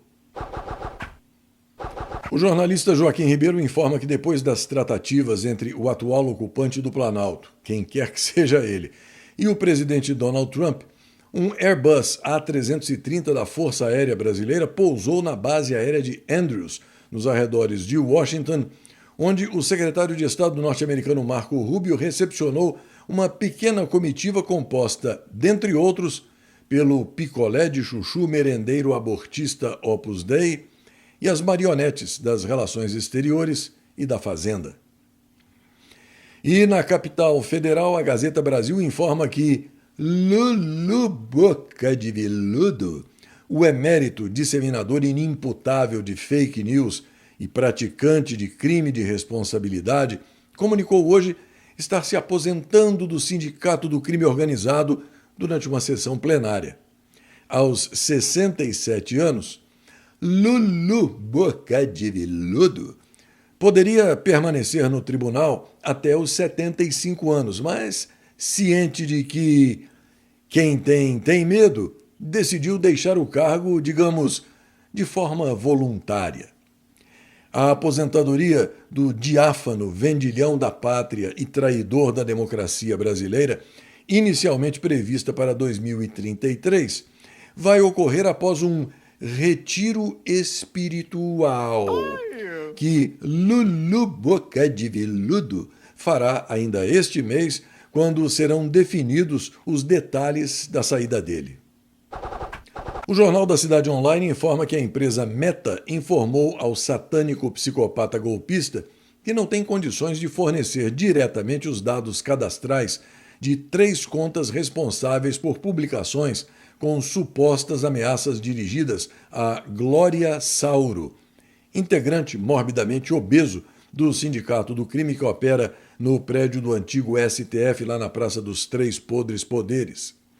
A companhia de Mark Zuckerberg argumentou que os perfis estão sediados fora da jurisdição brasileira e solicitou a reconsideração da decisão judicial que exigia o envio imediato das informações.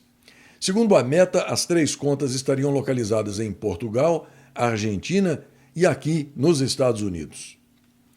Aliás, por falar neste indivíduo morbidamente obeso, e recordando a máxima de que os ladrões sempre se protegem, as mídias sociais informam que ele concedeu habeas corpus a Milton Batista de Souza Filho, presidente do Sindinap, sindicato do qual faz parte justamente o irmão do maior ladrão da história do Brasil, para o depoimento que ele, Milton Cavallo, faria na CPMI da farra do INSS.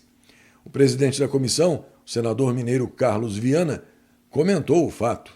Nós já iniciamos o dia com mais uma notícia que nos estranha.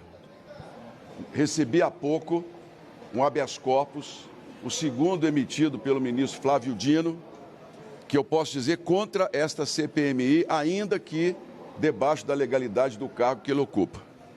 O habeas corpus, concedido ao presidente do Sindinap, permite que ele não fale e não responda absolutamente nada nesta CPMI.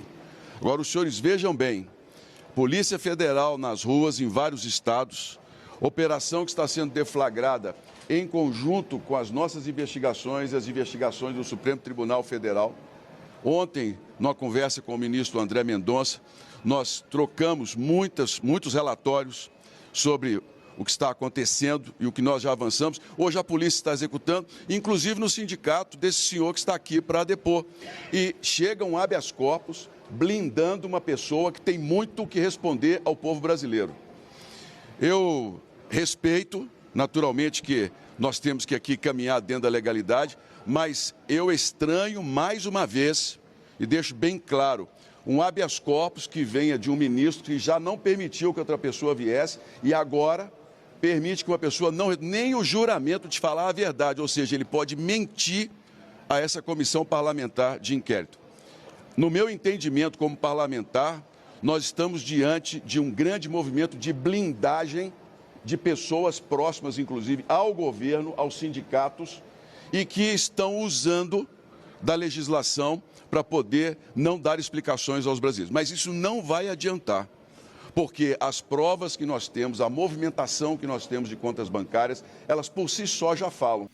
No Diário 360, a informação de que a Polícia Federal deflagrou hoje uma nova fase da Operação Sem Desconto, com buscas em 8 estados, incluindo a sede do Sindinap, o Sindicato Nacional dos Aposentados, Pensionistas e Idosos, entidade comandada por Milton Batista de Souza Filho, o popular Milton Cavallo, e vice-presidida pelo indivíduo que atende pela alcunha de Frei Chico, irmão do maior ladrão da história do Brasil.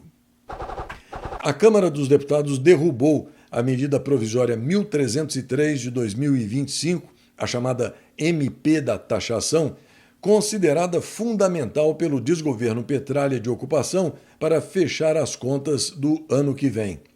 Os congressistas nem chegaram a analisar o mérito da proposta, pois aprovaram um requerimento de retirada de pauta. Foram 251 votos pela retirada de pauta e 193 contra. Como o texto perdeu a validade às 23 horas e 59 minutos de ontem, a MP não será analisada pelo Senado. O partido União Brasil deu início ao processo de expulsão de Celso Sabino. O congressista que ocupa o cargo de ministro do Turismo no desgoverno Petralha de ocupação não atendeu ao prazo estabelecido pelo partido para deixar o executivo. O relator do caso confirmou que a sigla decidiu pelo processo de expulsão e pela perda do diretório do estado do Pará.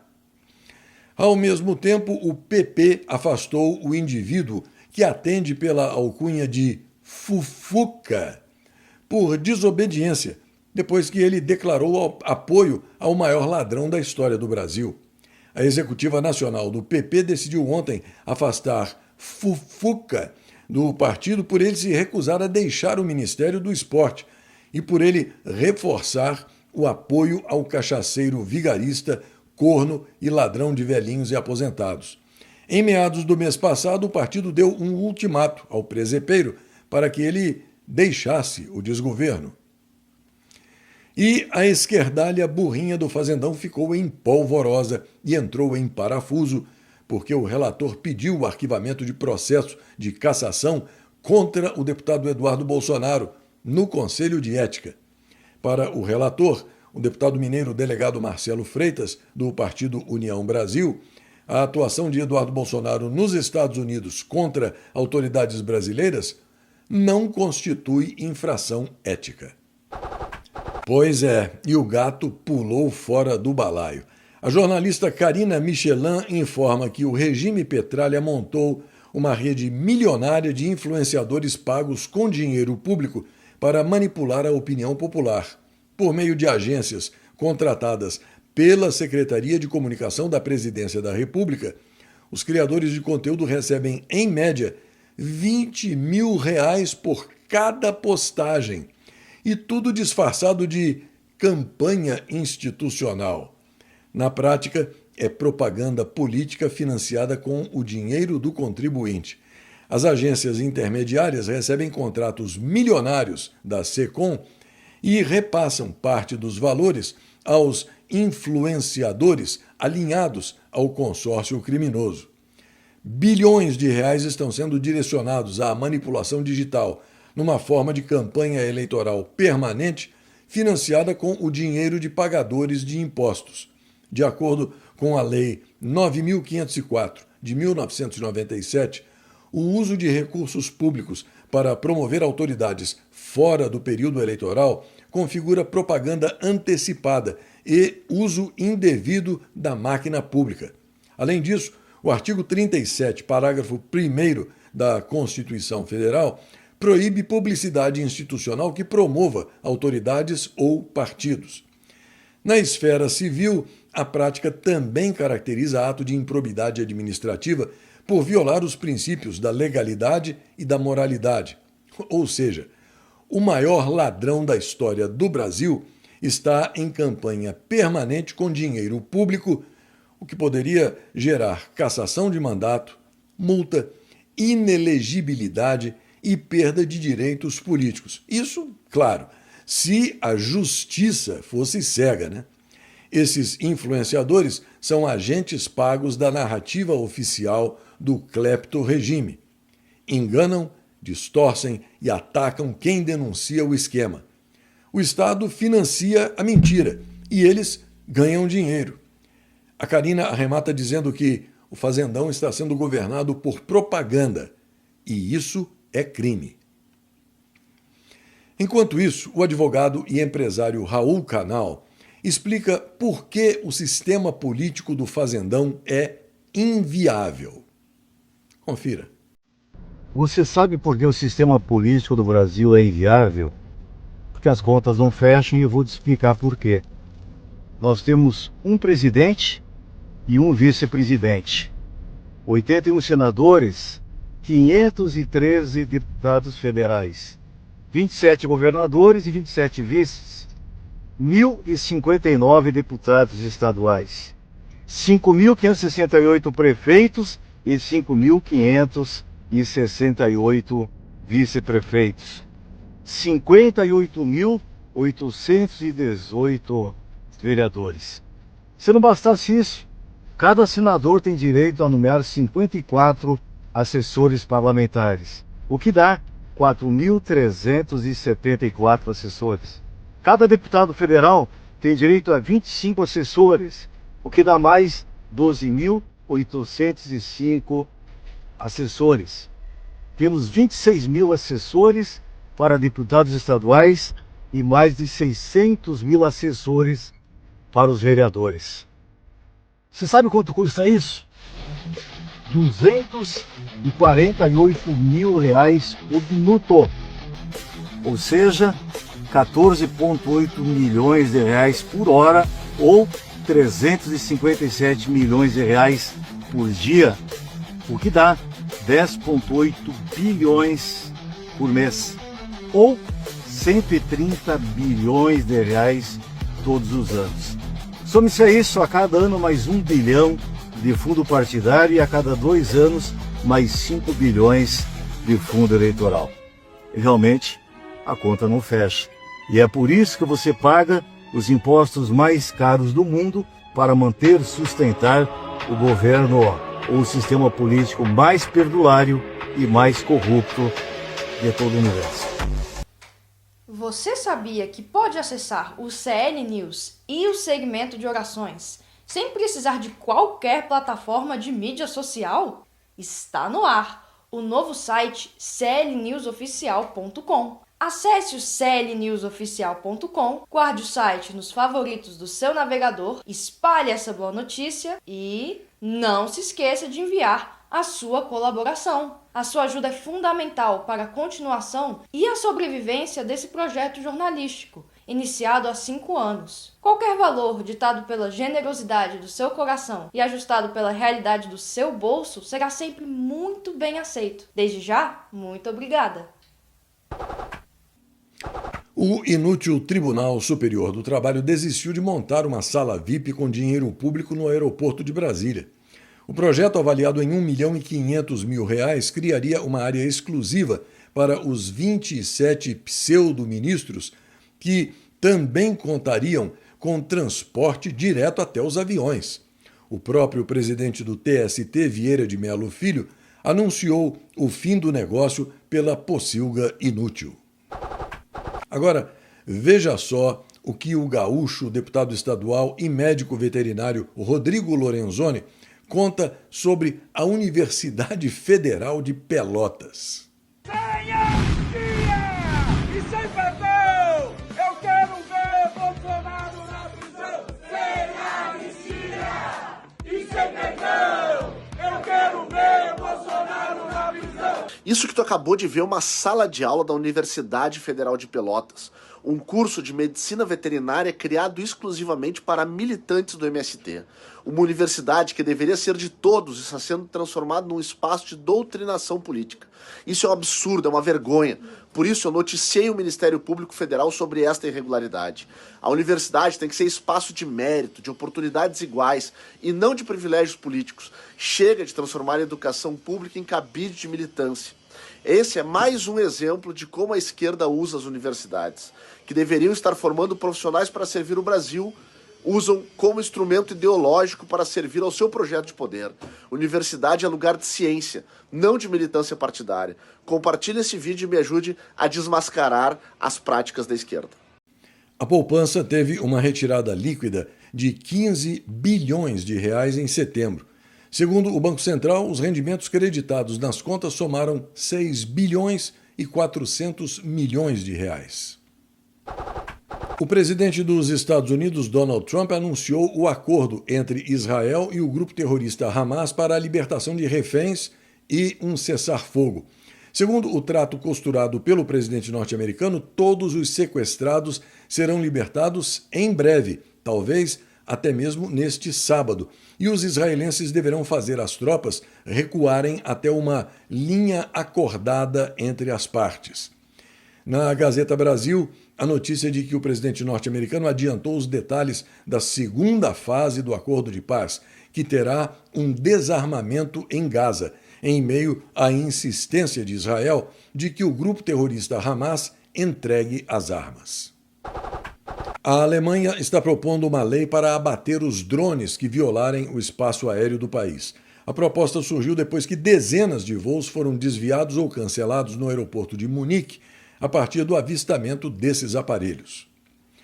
A Rússia diz que vai realizar um teste nuclear se os Estados Unidos fizerem o mesmo, segundo uma agência de notícias.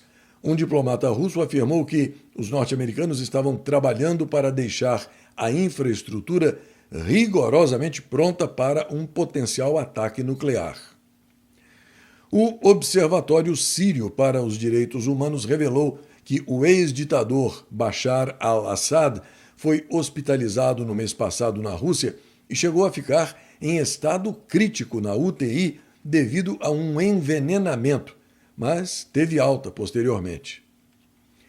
A Justiça da Argentina condenou a 10 anos de prisão o brasileiro Fernando Sabag Montiel, de 37 anos, que tentou matar a ex-presidente Cristina Kirchner no dia 1º de setembro de 2022, em Buenos Aires. Ao anunciar a sentença, a juíza Sabrina Neymer informou que o tribunal entendeu que Fernando agiu de forma deliberada ao apontar uma pistola carregada a poucos centímetros do rosto de Cristina Kirchner e puxar o gatilho. A arma acabou não disparando por causa de uma falha mecânica. Neste dia 9 de outubro, em 1820, Guayaquil declarava a independência da Espanha. Em 1831 era criado o Corpo de Municipais Permanentes, a atual Polícia Militar do Estado do Rio de Janeiro. Em 1967, um dia após ser capturado, o guerrilheiro comunista Ernesto Che Guevara era executado por tentar incitar uma revolução na Bolívia. Em 1981, o presidente François Mitterrand abolia a pena de morte. Em 1989, em Leipzig, na então Alemanha Oriental, 70 mil manifestantes exigiam a legalização dos grupos de oposição e a realização de reformas democráticas. Em 2006, a Coreia do Norte realizava o primeiro teste nuclear. Ainda em 2006, a plataforma YouTube era comprada pelo Google por 1 bilhão e 650 milhões de dólares. E em 2012, o Talibã paquistanês tentava assassinar Malala Yousafzai, uma colegial ativista de direitos humanos das mulheres e defensora do acesso à educação na região onde ela nasceu. Esta edição do CL News está quase terminando, mas eu aproveito para agradecer a você, dessa grande família que me recebe na sua casa, que prestigia esse meu NetJornal, e dizer mais uma vez que eu leio sempre todas as mensagens que eu recebo, embora eu nem sempre consiga responder individualmente, por causa do acúmulo de trabalho, especialmente porque eu faço tudo sozinho. Mas eu peço também para que você acesse e guarde o meu site clnewsoficial.com nos favoritos do seu navegador. Por favor, fale sobre o site com todos que você conhece, para que esse NetJornal isento, objetivo, sem manipulação nem mimimi, mas com aquele toque de humor, também possa chegar até eles. Aqui vai um forte abraço para o Edmar Rodrigues Pontes, de Juiz de Fora, em Minas Gerais, para o Aloísio Conceição, Manuel Silveira, Amauri A. Oliveira, Inês A. Benevides, Listen Properly, Marta Aparecida Joy, Marcone Jesus, Givanildo Félix de Araújo, Growth RP, José Francisco Pinto, Georgina Vieira e para o José Carlos Aranda. E mais uma coisinha. No Fazendão Soberano é assim. Cachaceiro vira presidente, café vem misturado com vidro, condenado vira descondenado, gasolina tem água, vacina mata, uísque tem metanol, homem honesto fica preso, chocolate não tem chocolate, cueca tem dinheiro, urna sem voto de verdade, primeira-dama é da vida fácil e o poste faz xixi e cocô no cachorro. E segue o baile. Até a próxima.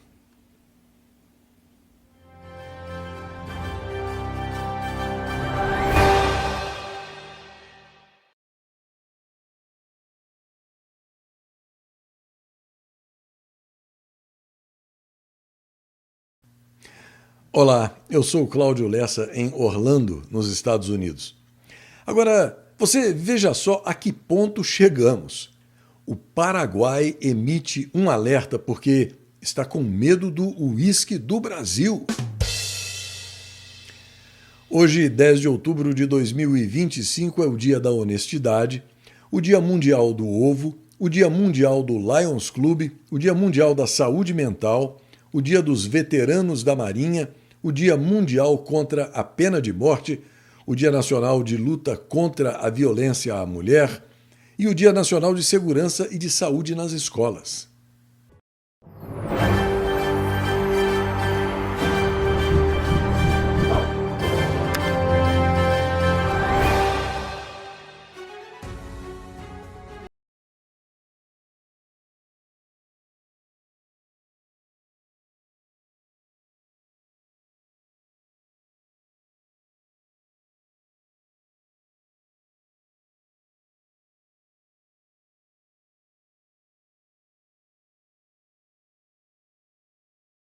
Os indicadores financeiros mostram dólar subindo, euro, bolsa de valores e Bitcoin baixando, IPCA em elevação e Selic na mesma, além de recuo do grama do ouro.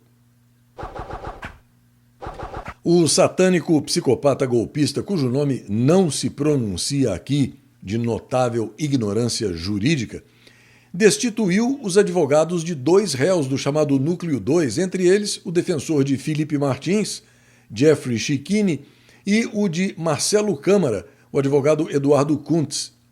O doente mental então determinou que a Defensoria Pública da União assuma a defesa. A decisão cita ausência de alegações finais e manobra procrastinatória. Acontece que um juiz não pode designar a Defensoria Pública da União para representar quem já tem advogados constituídos, pois isso viola o direito de defesa, como está disposto no artigo 133 da Constituição e no artigo 261 do Código de Processo Penal. A Defensoria Pública da União só pode atuar se o réu não tiver advogado ou concordar com a substituição. Em outros tempos, a OAB e diversos juristas já mostraram que esse tipo de medida fere o devido processo legal e configura cerceamento de defesa. Mas, resumo da ópera: a OAB morreu. Quando o Sindicato do Crime Organizado intervém na relação cliente-advogado e a Ordem dos Advogados do Brasil se omite, o direito de defesa vira formalidade e o Estado de Direito agoniza.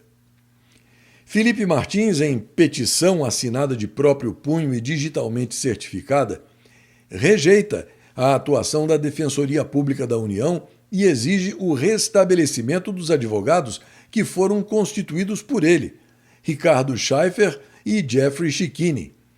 Na manifestação que você está vendo aí ao meu lado, Felipe afirma que não houve abandono de causa, mas atuação técnica legítima e que a destituição dos defensores dele, sem prévio contraditório, é abusiva e inconstitucional, violando o direito de escolher livremente o advogado dele, garantia essencial da ampla defesa e do devido processo legal.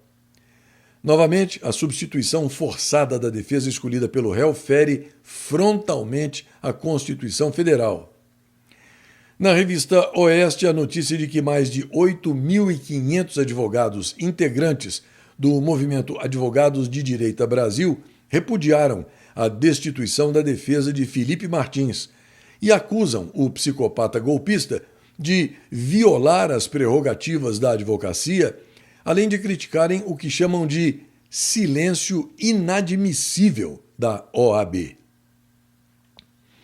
Outra bola nas costas do psicopata golpista também é noticiada pela revista Oeste, que informa que as medidas restritivas impostas ao bandido Eduardo Talhaferro, ex-sabujo do doente mental no inútil, corrupto e caríssimo Tribunal Superior Eleitoral, foram parcialmente retiradas pelo Tribunal de Apelação de Catanzaro, na Itália. A decisão foi anunciada poucos dias depois de Talhaferro ter sido formalmente comunicado, na segunda-feira, dia 6, sobre o pedido de extradição enviado pelo Brasil às autoridades italianas. O juiz Antônio Giglio esclareceu que Talhaferro estava submetido a 2 medidas cautelares desde 30 de outubro: a obrigação de permanecer dentro de casa e a proibição de deixar a Itália. Depois do interrogatório, o magistrado entendeu que não há justificativa para manter o ex-amarra-cachorro do satânico psicopata, o verdadeiro golpista, em prisão domiciliar, mas reforçou que ele está impedido de sair do país. Como se não bastasse, o satânico psicopata rejeitou o pedido da defesa do ex-sabujo Talhaferro para que ele fosse notificado por meio de carta rogatória na Itália, onde ele mora atualmente. Esse é o procedimento internacionalmente adotado para citar e intimar partes em processos e penas na esfera civil. O doente mental manteve a intimação por edital, o que mais uma vez afronta as normas do direito internacional e demonstra a completa desqualificação profissional e moral desse indivíduo. Você sabia que pode acessar o CL News e o segmento de orações sem precisar de qualquer plataforma de mídia social?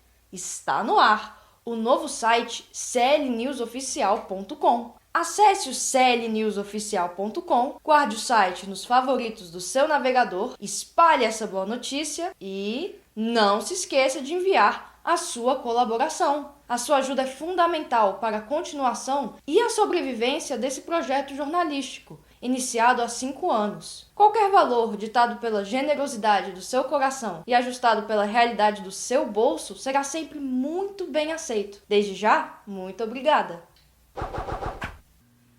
Depois de queda em agosto, a inflação oficial sobe em setembro. Com influência da alta da conta de luz, a inflação oficial de setembro ficou em 0,48%, invertendo o comportamento de agosto, quando caiu 0,11%. Em 12 meses, o IPCA, o Índice Nacional de Preços ao Consumidor Amplo, acumula 5,17%, acima da meta do governo, que vai, no máximo, a 4,5%. Os dados foram divulgados pelo IBGE. O dado de setembro, aliás, é o maior desde março, quando a inflação chegou a 0,56% no mês. O trading de energia no Fazendão despencou com mudanças e restrição de crédito. O volume de energia negociada em contratos no Mercado Livre no Brasil despencou quase 40% em 2025, com negociantes inibidos por restrições de crédito e ainda tentando entender como operar diante de mudanças estruturais da matriz elétrica que incluem a geração de energia solar, causa de forte volatilidade diária nas cotações. Na Gazeta Brasil, a informação de que o Ministério Público do Rio Grande do Sul realizou a apreensão de 675 quilos de alimentos impróprios para consumo, incluindo um frango congelado que estava vencido há 8 anos. A apreensão ocorreu em Alecrim, na região noroeste do estado, durante o cumprimento de um mandado de busca e apreensão na residência de um comerciante, localizada ao lado do mercado de propriedade dele. Entre os produtos recolhidos estavam vinho, cachaça, banha, ovos, mel, queijo, feijão, leite e carne sem origem comprovada. Também foram encontrados álcool com venda proibida e medicamentos vencidos, cuja comercialização é ilegal. A operação deu continuidade a uma outra ação realizada no dia anterior, quando 9 mandados de busca e apreensão foram cumpridos no município, resultando na apreensão de cerca de 25 toneladas de produtos irregulares, incluindo 14 toneladas de bebidas sem procedência, com rótulos adulterados ou validade vencida. A crise do metanol derruba entre 30% e 50% do faturamento de bares. O setor tem sentido os efeitos da crise instaurada nas 2 últimas semanas. Em meio à crise da contaminação por metanol de bebidas alcoólicas falsificadas ou adulteradas, que assola o estado de São Paulo, onde pelo menos 5 mortes já foram confirmadas e se espalha para outras regiões do Fazendão, os consumidores têm se afastado dos bares e evitado as bebidas destiladas como um todo. Um grupo que furtava lojas de shopping é alvo de ação no Distrito Federal. As suspeitas usavam sacolas preparadas para burlar os sistemas antifurto durante os crimes. 3 pessoas foram presas até o momento. Os chamados chaminés de fada, uma formação geológica rara, foram registrados pela primeira vez no Fazendão. A relíquia foi encontrada no nordeste de Goiás, próximo à divisa com o Tocantins e a Bahia. Os redemoinhos de poeira estão revelando ventos furiosos no planeta Marte. Uma análise de 20 anos de dados orbitais mostra que os ventos em Marte são mais rápidos e mais abundantes do que se pensava anteriormente. A Samarco está adotando um processo de mineração sem o uso de barragens de rejeito. Depois de 5 anos paralisada, a mineradora iniciou a retomada das operações com tecnologia de filtragem e empilhamento a seco dos rejeitos. A mudança representa um avanço tecnológico e ambiental alinhado ao compromisso da empresa com uma mineração mais segura e sustentável. O grupo terrorista Hamas declarou o fim da guerra e o início de um cessar-fogo permanente.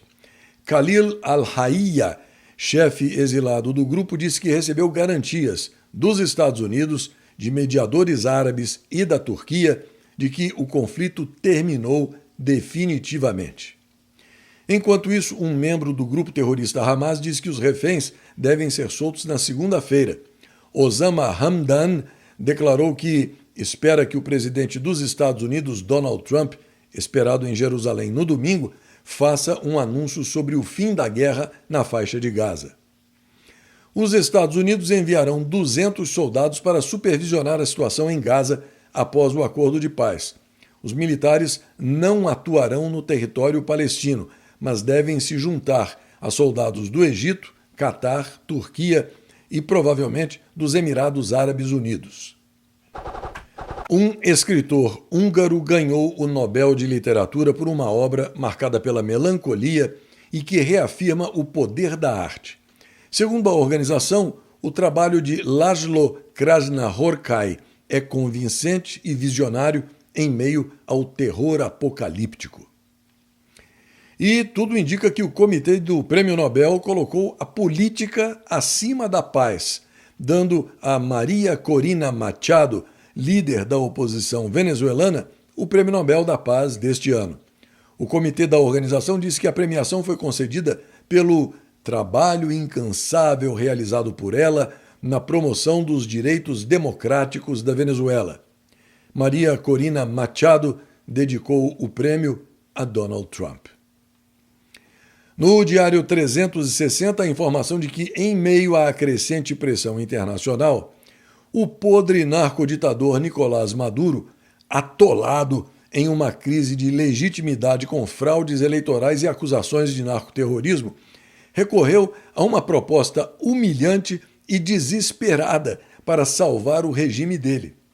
Em negociações secretas com enviados de Washington, Maduro ofereceu entregar o controle das imensas reservas de petróleo, ouro e outros recursos minerais da Venezuela a empresas norte-americanas, além de romper alianças estratégicas com China, Irã e Rússia, na vã esperança de evitar uma intervenção militar implacável da administração Trump.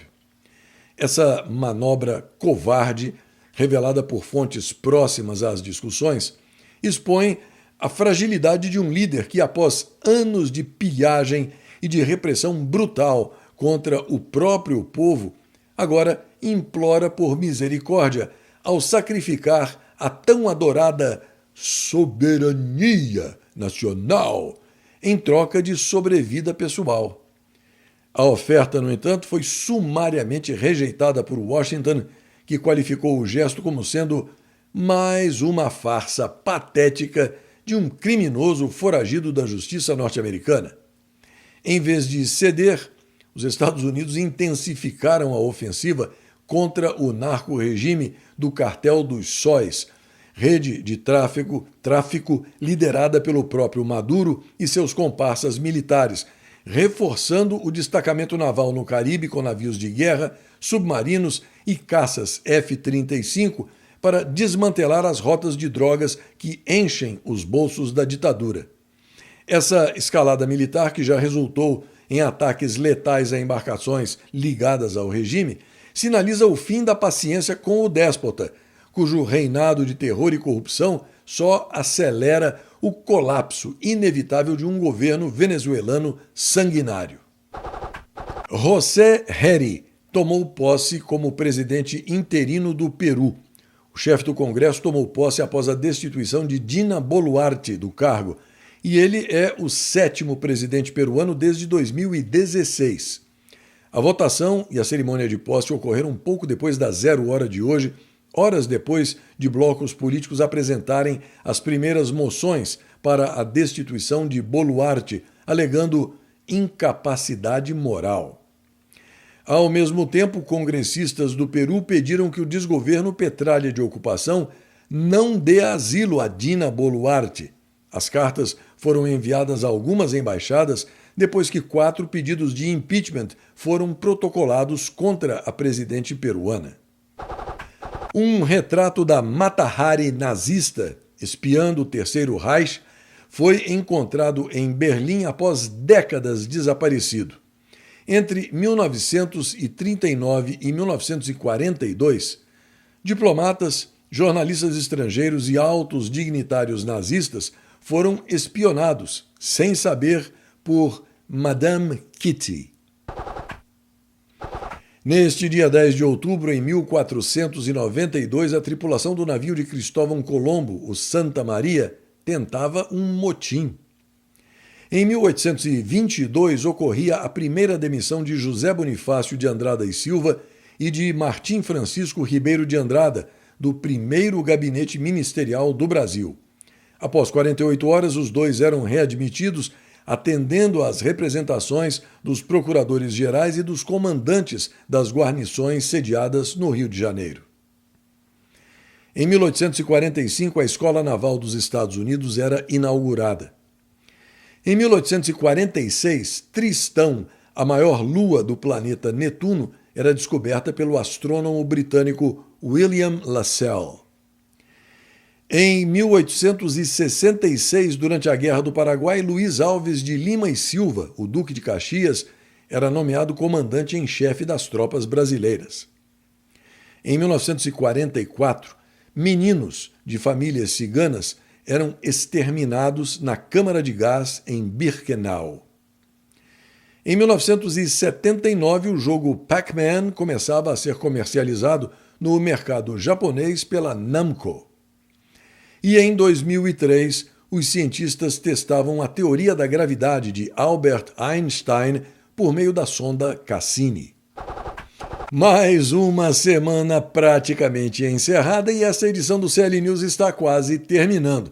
Mas eu aproveito para agradecer muito a você dessa grande família que me recebe na sua casa, que prestigia esse meu NetJornal e repetir que eu leio todas as mensagens que me são enviadas, embora eu nem sempre consiga responder individualmente por causa do acúmulo de trabalho, especialmente porque eu faço tudo absolutamente sozinho. Mas eu peço também para que você acesse e guarde o meu site clnewsoficial.com nos favoritos do seu navegador. Por favor, fale sobre o site com todos que você conhece, para que esse NetJornal isento, objetivo, sem manipulação, sem mimimi, mas com aquele toque de humor, também possa chegar até eles.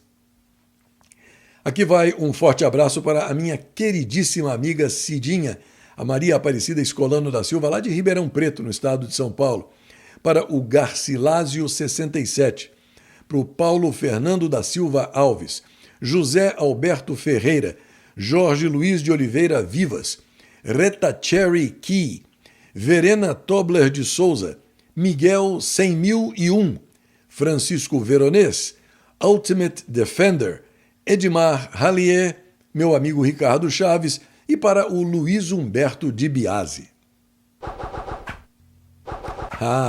E mais uma coisinha. 3 tipos paulo-freireanos infectam a sociedade do fazendão hoje em dia: as feministas, os socialistas e os sindicalistas. A feminista deita falação sobre sexo, mas não transa. O socialista deita falação sobre renda, mas não produz absolutamente nada. O sindicalista deita falação sobre emprego, mas é um vagabundo que não trabalha. Até a semana que vem.